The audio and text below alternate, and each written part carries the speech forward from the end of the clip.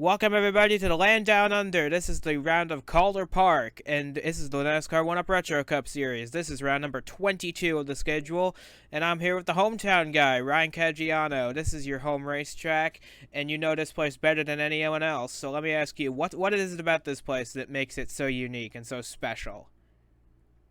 Its uniqueness is basically just the size is a 1.5 mile track, so it's not super long, but it's just the height of the bank river. You only can get too wide in this track. Me and Fitzwater usually driving this track really well together, so I want to see how I can do well against him this time around. Definitely, and with qualifying taking place the other day, we can give you the full starting lineup for today's race here at the Calder Park Thunderdome. Bobo Jones gets his second, or actually he gets his third pole of the season. Well, the 75 alongside him in second, with Jeffrey Finguy in third. Cody Goforth in his second career start will line up fourth. And we've got some surprises in the top 10. We've got Braden Saul, who's missed the last few races. He lines up fifth. Andres Molina is normally good on the road courses only. He lines up ninth. And we've got a couple of hometown drivers in this race. We've got that 30 team that's always strong. We've got Zach Fitzwater in 22nd. And we have Jack Halleck in 41st. So I will ask you this. What's going to be the key tactic to try and make your way up through the field if you're Fitzwater or if you're Halleck and you're stuck behind other cars? Oh, the main tactic is basically to use your cars in front of you. Always try and get that draft inside. Try to not miss trying to go free ride, especially on the corners. However, it is a very tight course, but it's 80 laps. Anything can happen. We're just hoping it's not going to be like another Bristol. Absolutely, and with that, the cars are lined up. We're set to go racing, and as always, we'll take you to the green flag shortly. And the field is rolling through turns 3 and 4. The pace car is already on pit road. We've got Bobo Jones in the 75 up high, leading us to the green flag.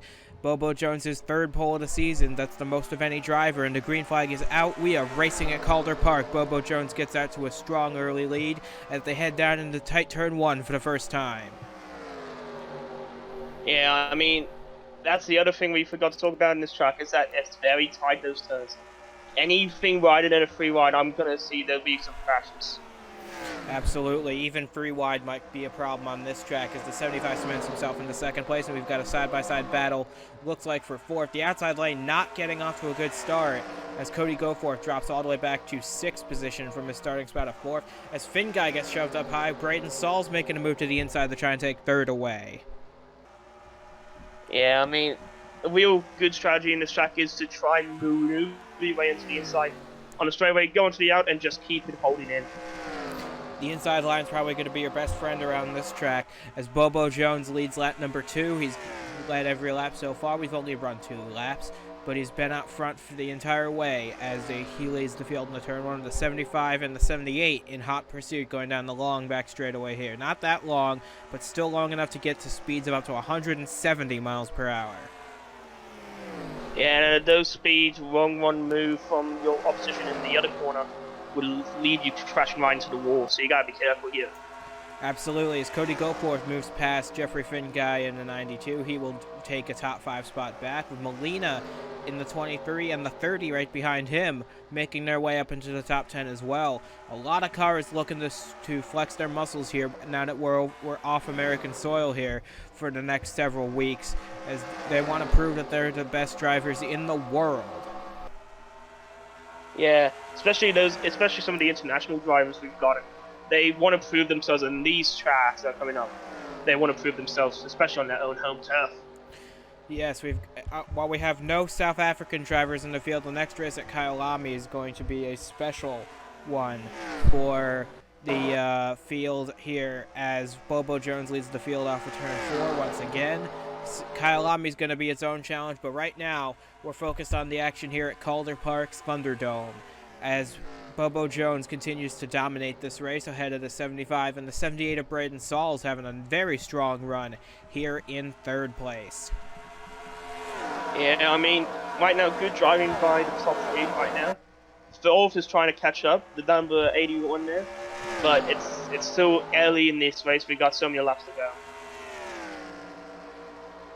Absolutely.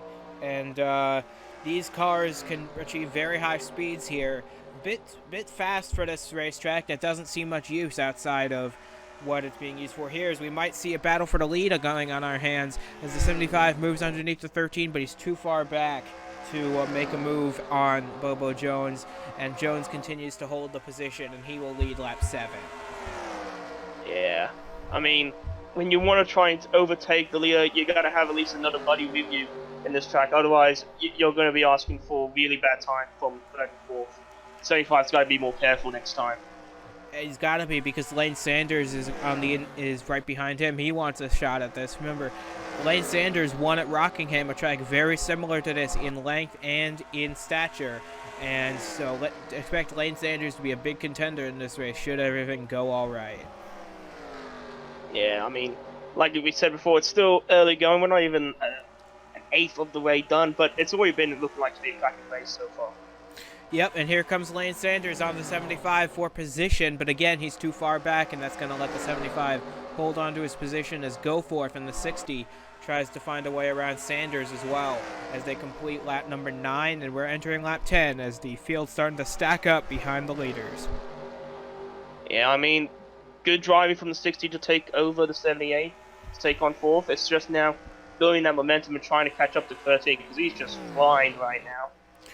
Bobo Jones is thoroughly dominating this race. Remember, he hasn't won since the season opening Daytona 500, so he's really looking for a chance to go back to victory lane and join the list of two-time winners this season, which is starting to grow. We've already got 4 of them, and now we've got Bobo Jones looking to add his name to that list as the 75 makes another move to the inside to try and take the lead here. Well, it's risky right now, but, you know, might as well make a move whenever you can. Absolutely, and he's got a big train of cars behind him with Sanders and Goforth helping him, but it's still not enough to stop the dominant Bobo Jones. Here in this race, as Sanders makes a move underneath the 75 for second place, and he'll take it easily. Yeah, and that's what I was talking about, that big risk. That 75 played it a bit too much and risked it a bit too much, and now he might lose more than second, might lose more than third, he might go fourth. Yes, absolutely. And now let's see what Lane Sanders can do with Bobo Jones now that they're out in clean air. As Jones leads the field down into turn 1 for the 13th time today. Same number as the one on his door as he leads Lane Sanders through the long back straightaway going into turn 3. Sanders is right on his heels trying to look for an opening.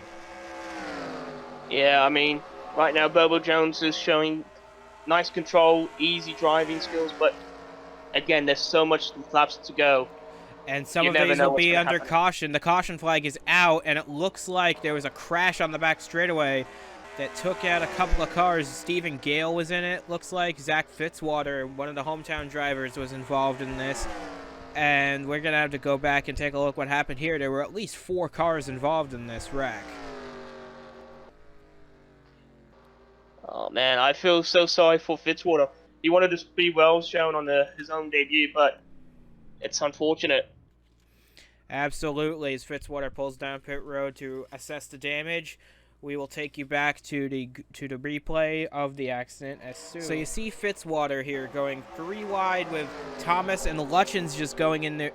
Lutchen went in there way too deep and just collected. Oh, right there. Fitzwater gets turned. Gale gets a piece. Richard Herman slides. Henry Thomas is into it as well. This is a tough break for a lot of drivers, but especially Stephen Gale, who's out of this race already on just lap number 13. Yeah, I mean, I did warn the drivers. Free ride. You're asking for trouble. Fitzwater knew that trouble. He knows this track here, but...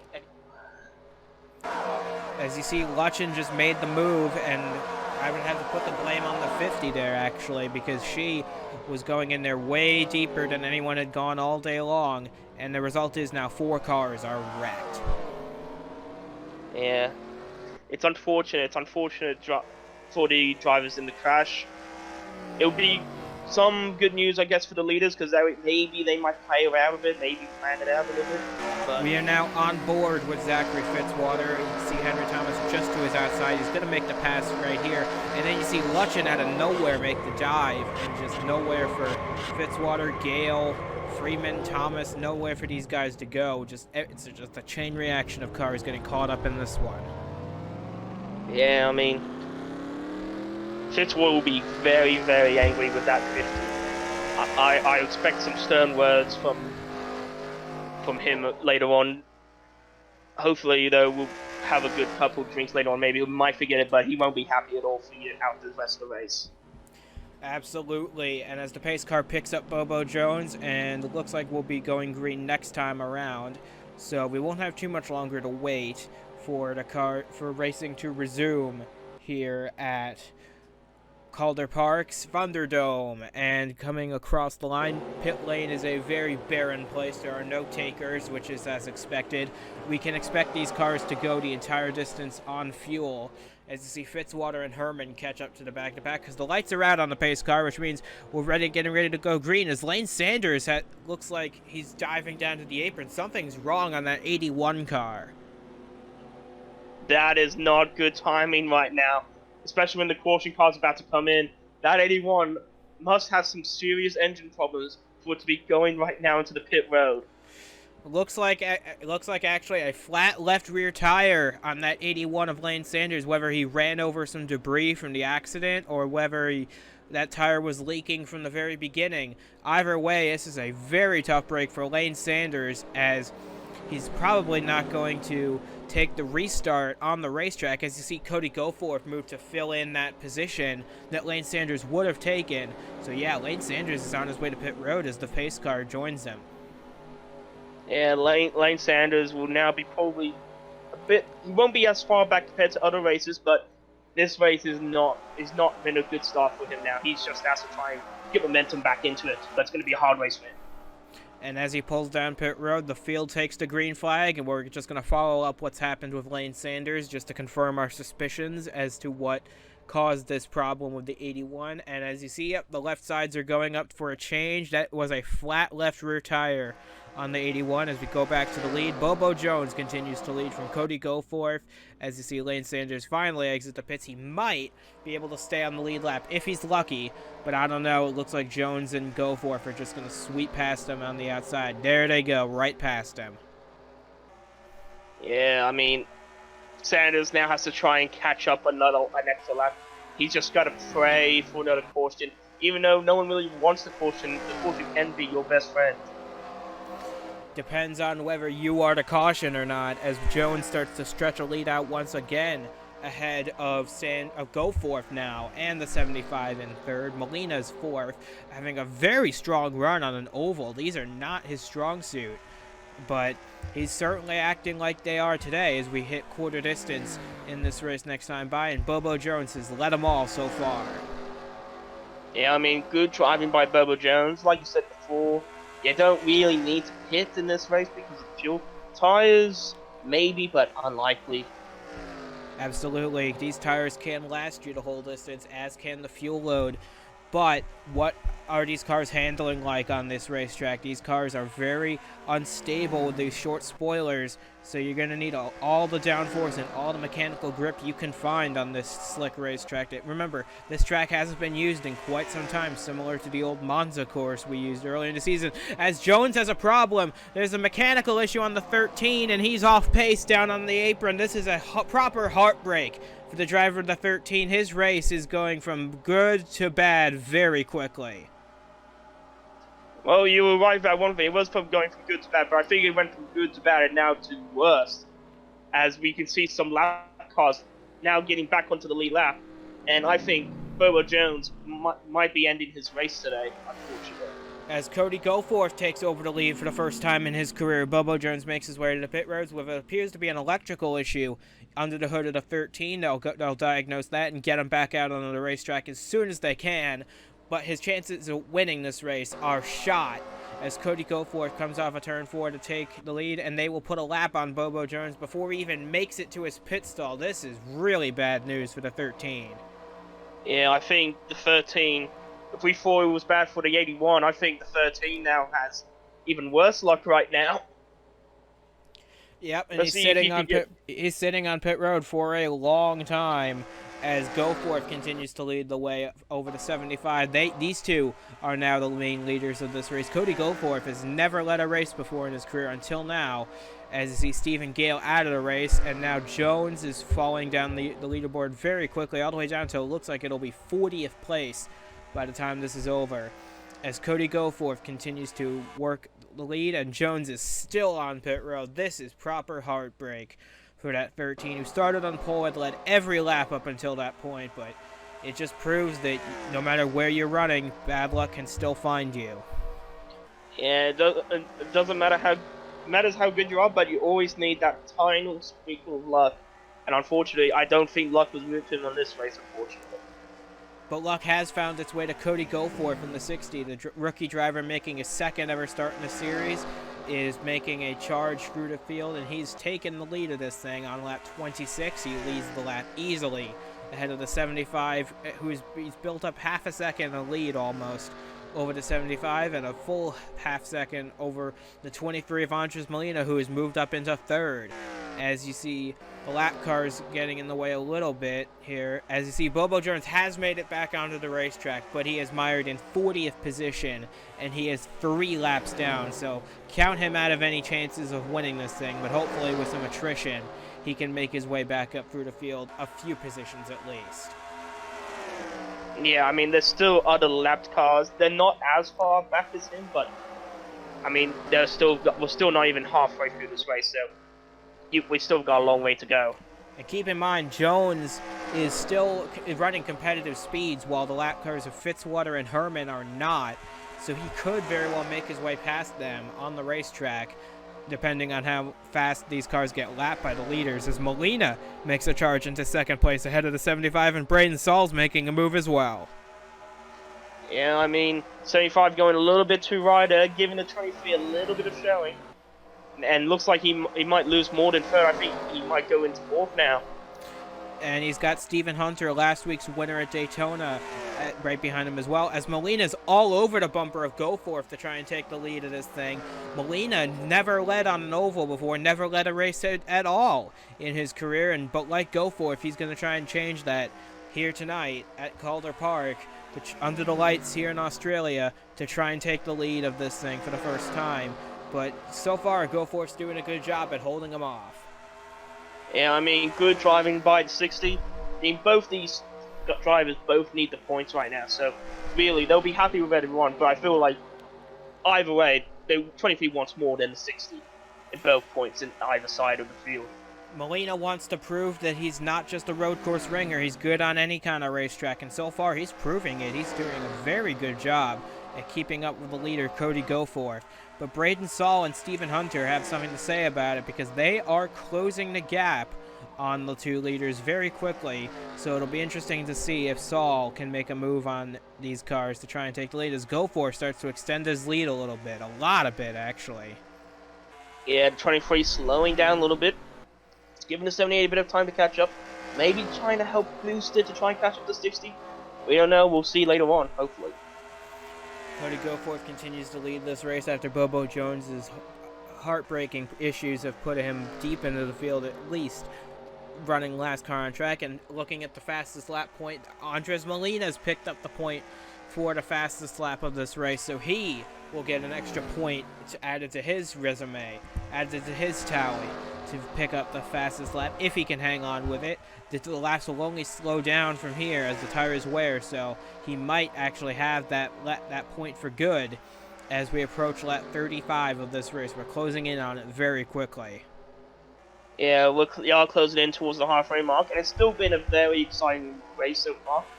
We've got an upset from Bobo Jones. We've got a nice rookie in the lead. It's been an exciting race down here.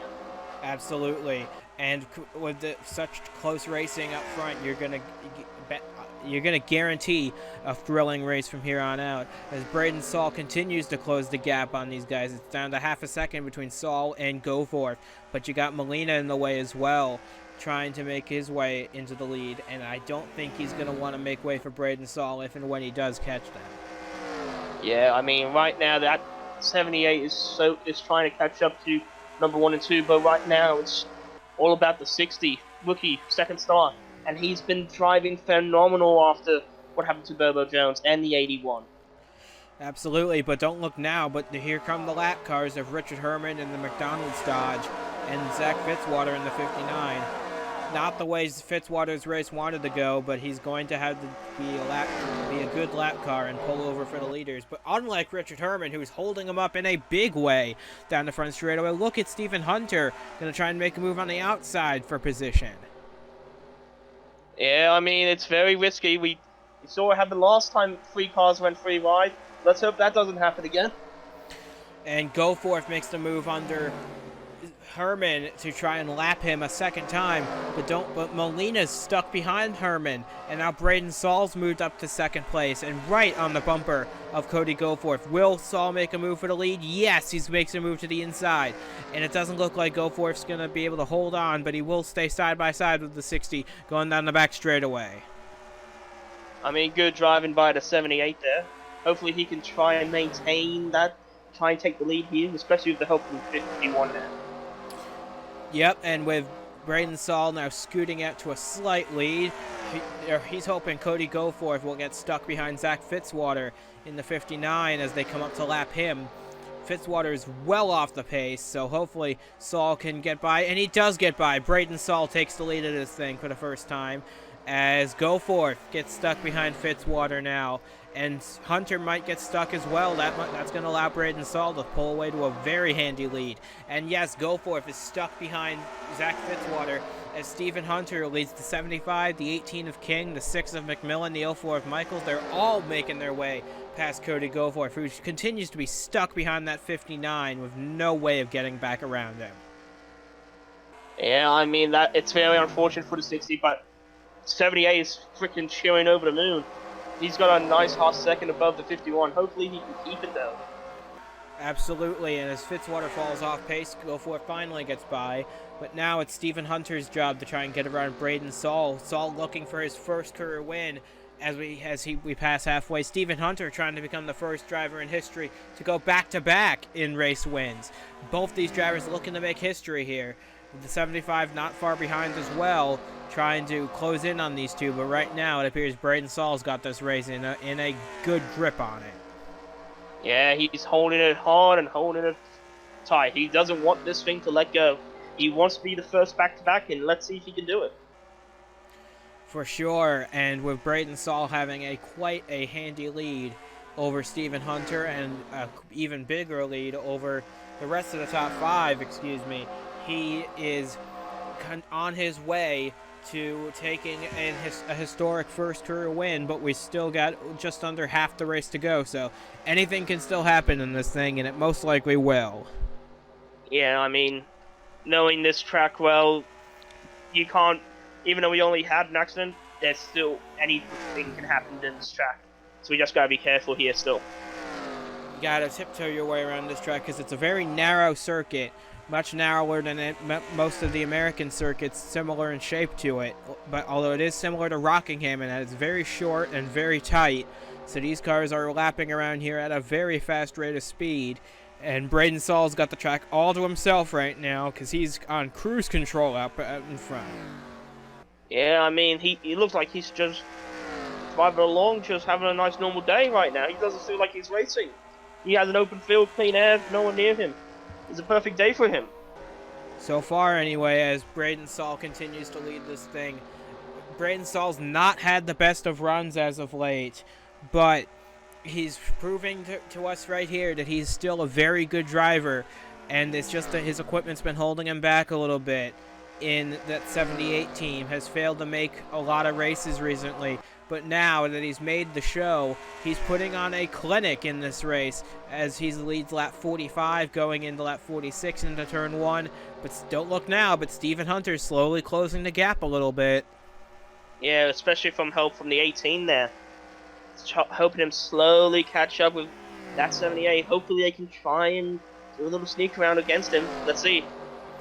They've got 4 cars in a chain working together to try and get around that 78. Hopefully, we're going to see an exciting race here because Braden Saul's had that lead for a bit long, and now without much competition. And that's what we want to see in this series, is healthy competition for the lead, especially between the best of the best. And that's what we've got up front right now. Yeah, I mean, 51 is known as the best driver right now on really any circuit. If you beat the 51, you know you've done a good job, no matter where you place. Absolutely, that's why he's leading the points. He finally got that breakthrough win at Daytona, and now he's looking for another one to try and become the first driver in series history to post 2 wins in a row, as the 78 of Braden Saul continues to hold the lead. But don't look now, but Hunter and King and McMillan are all right there. And remember, McMillan's got 2 wins this season. He's going to try and be the first driver to get 3 wins in their career going through the field here. But King's gonna make a move on Hunter. They're side by side down the back, but King's gonna probably get the spot going in the 3. Hunter's got washed up high. Yeah, I feel like he might be going into 4th now, as the number 6 might take it. In fact, maybe even more. The 04 of Michaels and the 60 of Goforth are right there as well, so Hunter may very well lose more than just that 1 spot. But King in the 18 is making a charge at it. He's run up front all season. He's well in the points position. He's 5th in points going into this race, but still winless. He's hoping to change that here today, as the 2 black and green cars have made their way up to the front of the field, and now King's going to try and find a way around Saul if he can. Yeah, I mean, that's if he can catch up to Saul, because Saul's just been driving fantastically ever since he's taken the lead. He's just been holding it by the horns. Absolutely. With the 18 of King now Hunter has slotted himself back into 3rd, but he might lose that spot to McMillan right here. These cars are not wanting to work together as well to try and catch the 78. They gotta work together as a unit to try and catch the 78, but I don't think McMillan's wanting to play nice right now. He wants 3rd spot, and he's got it. Yeah, I mean, in this track, you're gonna have to work together. It's not the long straightaways. This is a very short, very tight track where you need your partner to help you. If you don't have a partner, you're not going to do well. And we've got Dodge leading this thing, a Toyota in 2nd, 2 Fords right behind them. The first Chevrolet being Cody Goforth in 6th. But King has drawn a bead on Braden Saul. The lead is the smallest it's been in a long time, as with McMillan's help, maybe King can get around the 78 of Braden Saul to try and take the lead of this thing. One can hope. I mean, one can hope. We want to see a nice, close, tie race like we saw back in the old Daytona. But right now, still early on in the racing, we've still got less than 30 laps to go, so hopefully we can still get a bit more closer here. A bit closer indeed, as King has chopped the lead down to 0.2 of a second, and it's going to be even closer than that when they get to the line next time by. And the way things are looking right now, I wouldn't count out any of these cars, because there's still a whole mess of this race left to go, and we still don't know who's going to win this thing, although I got to put good odds on Braden Saul, because he's driven the wheels off that 78 Net Dodge to try and keep this lead. Yeah, exactly. He's been driving super, super well right now, keeping hold of the 18 and the 6 behind him to make sure he doesn't get taken over. He's just got to keep that momentum, keep it going, and just make sure that he doesn't get loose in the tire grips and don't stay too up high. That's it. Speaking of momentum, he just broke all of King's momentum as he shut the door on the 18 trying to make a move in turn 3. But Saul blocked him off, and that stopped McMillan's momentum as well, because now he and Stephen Hunter are side by side as they go down into turn 3 once again. King right on the bumper of Saul, trying to take the lead of this thing, but I don't know if he's going to do it this time, because Saul's just got that good a race car under him. Yeah, Saul's just making sure that he's going to be playing the bumper game. You're only going to see one thing, and that's his bumper. That's it. Nothing more, nothing less. Just got to stay in front no matter what it takes, even if it means some aggressive driving, but that may be what it takes to win this thing. As King tries another dive underneath Braden Saul, but Saul shuts the door on him once again. Going through 3 and 4 once again, Braden Saul continues to dominate this race. And we're going to go on board with the 18 of King. Going to follow Braden Saul very closely through 1 and 2 of Calder Park's Thunderdome as they start to close in on the lap cars once again. Yeah, I feel like this lap car can make a huge impact for the rest of this race. If Soul stays behind him and 18 can get just past it, I think 18 might win this one. We'll see what's going to happen here very soon. Absolutely, they're closing in on Richard Herman in the 53. Saul's looking for a way around, but it looks like he'll stay tucked in behind the 53 this time. And King makes a move, but Saul shuts the door on him. They're going to continue to be side by side. They're going to make side by side Richard Herman, and Saul gets by the 53 fairly easily. But Herman sends it in very deep, trying to keep that lap, but he will lose it to both King and Saul. And now it's just Fitzwater in the 53 trying in the 59, excuse me, to try and stay ahead of these cars, but he must know that it's futile. They will catch him in a matter of time. Yeah, especially that damage early on in the race. He's not happy still, but hopefully he just has to try and hold on. But it's a matter of when, not if, it will happen. For sure, and as these cars come across the line to complete lap number 60, we are 3/4 of the way through this race, and Saul continues to hold a commanding lead over King, but Hunter and Michaels have joined this battle. The two orange cars are going to take it to these two black and green entries. And keep in mind, Fitzwater's still dead ahead, so these cars are by no means safe. As they approach the lap car, will they be able to get around them cleanly? And it's all about how well will Fitzwater be kind to them, or will he be pissed still? That's really the major question of the day right now. For sure, and Fitzwater's not giving them much of a break, but Saul makes a move around him. But King's going to be stuck behind the 59, and that's going to allow Hunter in the 51 to make a move. It's going to allow Michaels to make a move. It's going to even allow Cody Goforth to sneak back into this thing. Look at this battle for position. We've got the whole top 10 now under a second, as this race has become a wide open battle for position. We've got the entire first 9 cars within a second of each other. So these cars are very close together, and they're going to provide us a good, clean battle for the win, I hope. Yeah, the key word there is hope, especially down here in Porter Park, where literally anything can happen. But it's all about now just trying to maintain that speed, trying to keep it close to your buddy, and trying to catch that 78. That's all that matters right now. And Saul's starting to build a lead again, as Hunter and Michaels have to regroup from their battle with the lap car of Fitzwater to try and make moves, and they're starting to close back in on Saul. He had a bit of a slow corner there, but it's still it's far from being over as we've approached 15 laps to go. Anything can happen in this race, and it likely will as we head into the closing stages. Yeah, this is where now the tire grips are slowly going to be now starting to fade. There might be a little bit less rubber on them. You gotta keep it now tight and keep it controlled. And the tires are gonna be begging for relief. But you just gotta keep on pushing through. Got to keep pushing it as much as these tires are willing to give you. And right now, it appears that Braden Saul continues to hold control, but Stephen Hunter is really desperate to get that second win and is really wanting to be the first man ever to get back-to-back wins. But he needs to get by Braden Saul first, and I'm not sure he can do it right now. Nah, not yet. Not yet. He's just got to bide his time and keep the momentum going. But unfortunately, 78 has just had too much momentum going for him so far, and he doesn't seem like he can't be stopped. Definitely, because Braden Saul's been the momentum killer all evening long.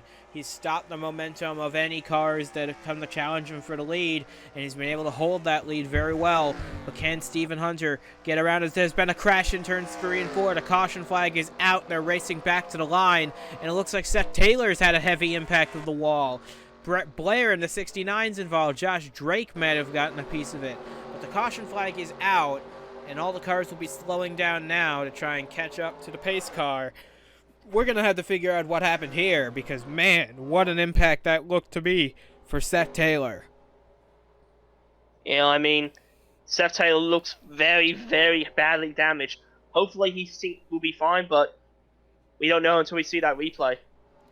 So you see Seth Taylor coming off of turn 2. He's mired deep in the field, And you see Herman holding up Bobo Jones in the back. Oh, and it starts way ahead of him. Oh, but Drake gets turned around. Taylor gets a big piece. And Zach's involved as well. It looked like it started with Casey Bender in the 22 getting sideways in 3 and 4. And that seemed to have knocked the 53 of Herman into a spin.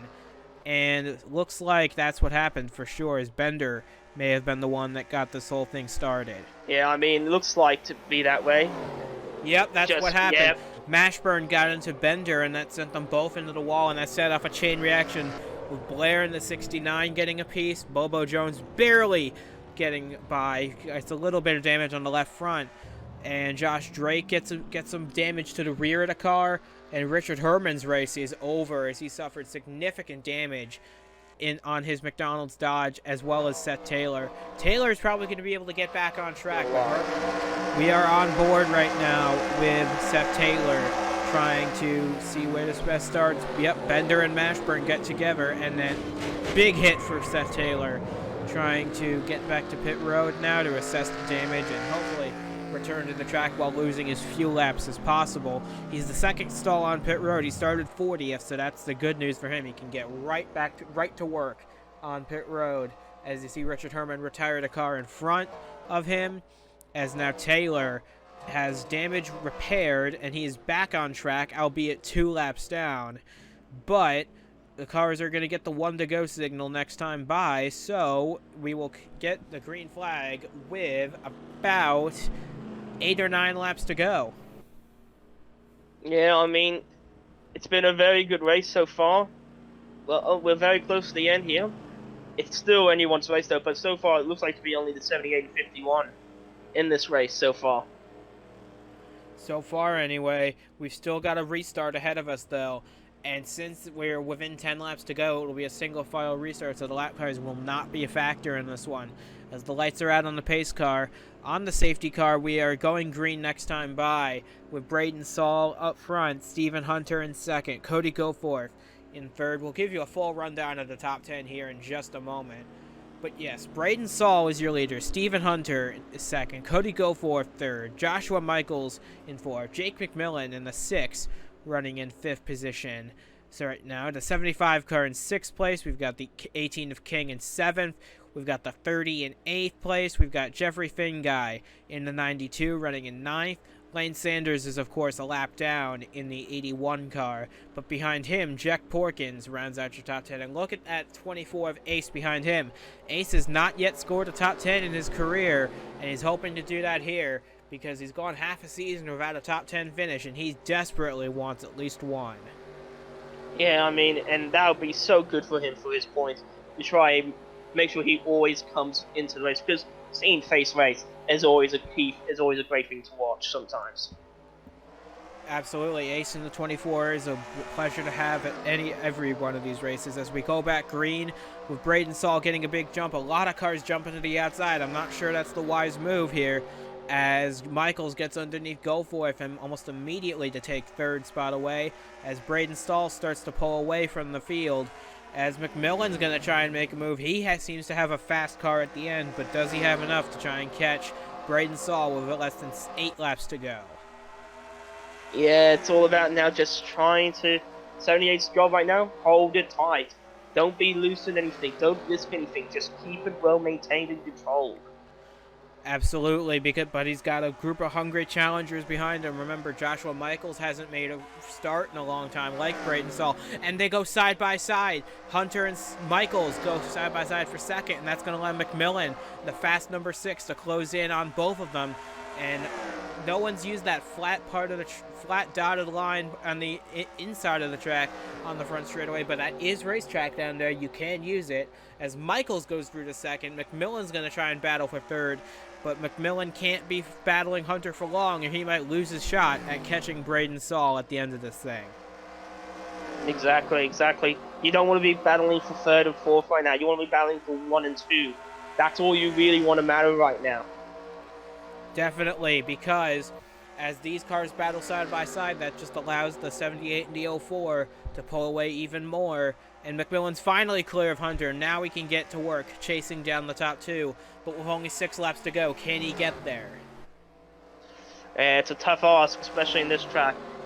Especially if you don't have a buddy with you, you might not be able to push hard. But then I say that, and the 6 is already caught up. Look at Jake McMillan go. He's very fast, but he needs to get by Joshua Michaels in a big hurry if he wants to have any chance at all of catching Braden Saul. We've got 5 laps to go in this Calder Park round of the season, and McMillan makes his move underneath Joshua Michaels to try and take second away, but he looks like he's too far back. That's just going to let Saul gain more and more ground. But Michaels is gaining ground. McMillan's gaining ground on Michaels. They're side by side still for second. 4 laps to go. Yeah, I mean, that 6 is now pushing his car as much as he can. He wants to win this thing. You can see it in how he's driving right now.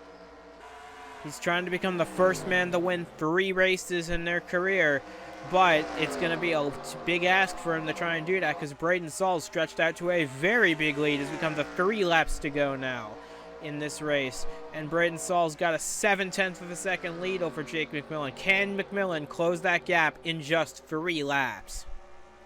It's a big ask. If anyone can do it, I believe in the 6, but it's a tall order. Absolutely, we're closing in on 2 laps to go, but looks like McMillan is closing ground in that 6 car. He's closing ground quickly on Braden Saul. Let's see what the scoreboard says. He gained 0.2 of a second on that lap alone. If he continues doing that, he will close in to Braden Saul on the final corner, but will it be enough? As we come to the white flag this time, Braden Saul looking for his first career win, but it's still by no means a guarantee as McMillan is flying behind him. Going to try and gain more ground, but will it be enough as we take the white flag starting the final lap of this race? Yeah, McMillan's slowly catching him, but I think it might be too little too late as the 78's just driving away. Braden Saul has missed the last few races. His equipment has not been the best this season. He's looking to prove us all wrong here today. We all counted him out as maybe a washed-out driver, but not so. Coming off a turn 4 for the final time, Braden Saul shocks the world with a victory at Calder Park Raceway. What a thrilling battle. Jake McMillan comes up just a little bit short in his bid to become the first driver to win 3 races. He will finish second here today, with Joshua Michaels coming home in 3rd place. King in the 18 will come home 4th. Cody Goforth with his first top 5 in competition will round out your top 5. The 75 made it to 6th at the end. Good run for the Whole Foods team. Jeffrey Finguy, another solid top 10 performance for him in 7th. The 30 on home soil gets a very solid 8th place finish. Santiago Alvarez makes it 2 for 2 for top 10s in the series. In his first 2 starts, he finished top 10 in both, coming across in 9th. And Stephen Hunter, your points leader, rounds out the top 10. This has been a very exciting race, and it looks like we had one more wreck just as the race ended because the lights are out on the safety car, even though the race has already come to an end. But this has been a thrilling race at Calder Park. I have no doubt we'll be back here once again next season. And I can't wait to do the race again with you, mate. For sure, but right now the series after the round of Calder Park must focus on the next race overseas, heading to Kyalami in South Africa for our only African race of the schedule. It's going to be an exciting one, and I'll be right here to bring you the action live. So from Ryan Caggiano and myself, congratulations to Braden Saul. Finally, he puts the naysayers to rest with a win at Calder Park.